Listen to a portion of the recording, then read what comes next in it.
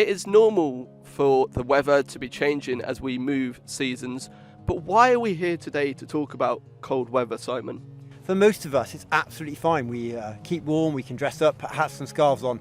But for some more vulnerable people, it can really affect them. So, Simon, I've been really worried about my grandma recently. She lives independently, she lives at home. As people get older, they are less able to cope with the changes in temperature. What are the top tips that we can recommend to help people to stay warm? One is about keeping moving, so whether that's in your home, if you don't feel able to move very much, just your fingers and toes and just kind of wriggle around a little bit.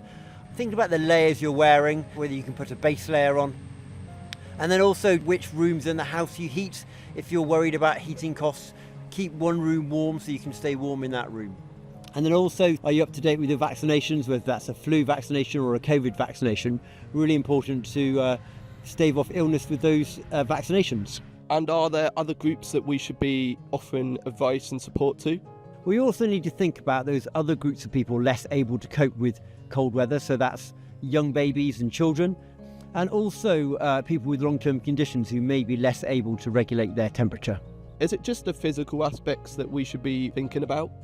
People's mental health is also really important. Some people struggle more in the winter, so there's a few things that people can do. Connecting with others, maybe making a phone call to a friend or finding a group of people to connect with. Also think about being active again. That's also good for our mental well-being. Especially on the doorstep of Hampshire.